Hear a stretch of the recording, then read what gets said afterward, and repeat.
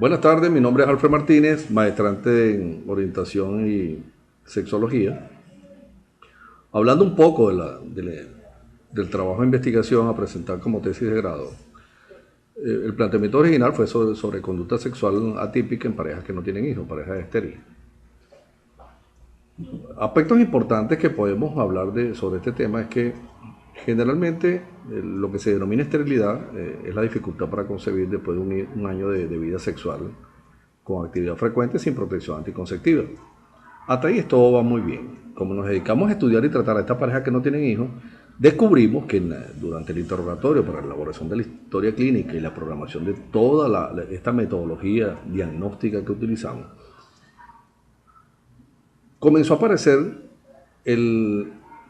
la exposición sobre ciertos tipos de conducta en este tipo en un mínimo número de parejas. Nos llamó la atención porque coincidía con ciertos parámetros como por ejemplo falta de educación, falta de orientación, problemas de conducta sexual, baja escolaridad, condición socioeconómica no la mejor precisamente, y esa combinación con el uso de sustancias de tipo estimulante bajo la figura de alcohol o pastillas o cualquiera de estos tipos de cosas. ¿Qué ocurre? A medida que íbamos haciendo el estudio, íbamos descubriendo parámetros que pudiendo ser normales, no se daba la respuesta en ciertas circunstancias por la aparición de ciertos fenómenos como por ejemplo factores infecciosos, conductas sexuales que si bien eran atípicas, no habían sido referidas previamente por los pacientes, porque generalmente en el interrogatorio inicial y en tiempos distintos, ellas no hacían mención a cómo era en lo más íntimo su comportamiento en la esfera sexual. Un ejemplo, en relación anal, coito anal sin protección, repetitivo. Entonces tenemos un factor de combinación de contaminación uretral en el varón por Escherichia coli, por Klebsiella o por Shigella, que son bacterias que son frecuentes, saprófitas del tracto genital inferior. Entonces, esto causa alteración en la muestra espermática porque producen fenómenos de aglutinación, problemas de movilidad y todas estas cosas. Al tener esta dificultad en cuanto a la actividad de los espermatozoides, entonces se dificulta mucho la concepción, que es el apareamiento, conjuntamente con el ovocito secundario o óvulo, como también se conoce. ¿En qué espacio ocurre? En la relación de pareja bajo el mismo techo o en circunstancias distintas cuando caen las prácticas parafílicas o anormales, por decirlo de alguna manera. ¿Qué nos llevó a nosotros? ¿Cuáles fueron los interrogantes? Bueno, existe muy poca literatura o muy pocos trabajos donde hablan de este tipo de conducta en este tipo de pareja. ¿Por qué nos llamó la atención?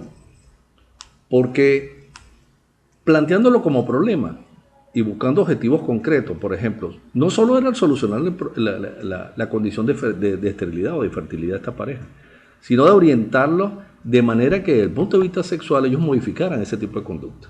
Primero por errada, segundo por inconsciente o porque había una creencia irracional en relación al tema.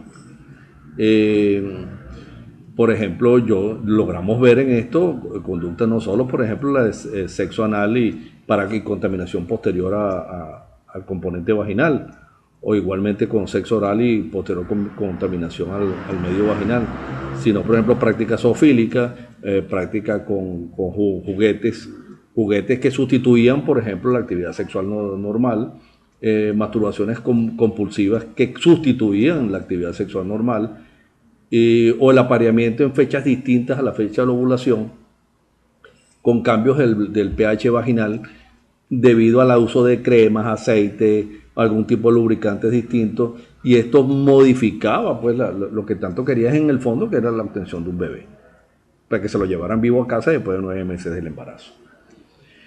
¿Qué quisimos entonces? Lograr el embarazo, corregir la conducta que consideramos totalmente atípico o anormal o parafílica, y,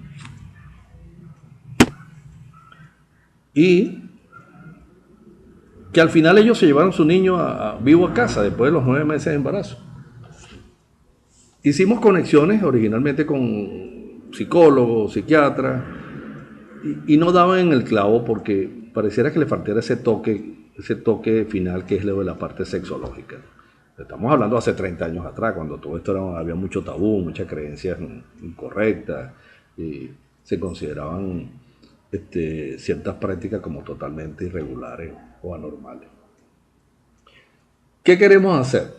Si nosotros logramos presentar en este trabajo este tipo de conductas, cómo poder corregirla para que mejoren su condición sexual y reproductiva, esto nos va a permitir a nosotros en lo sucesivo seguir educando, reeducando a la colectividad en general, que no solo sean pacientes en la esfera meramente médica o psicológica, para que esto sea una enseñanza colectiva, masificada, que comience desde la temprana edad, porque por la cuestión esta de los tabúes, mitos y creencias irracionales o populares, los individuos comienzan su vida sexual en periodo de adolescencia, a partir de los 9, 10 años, hasta ese periodo de los 19, 20 años, y es cuando comienzan esa etapa de tantos errores y por la aparición de fantasías o de malas prácticas.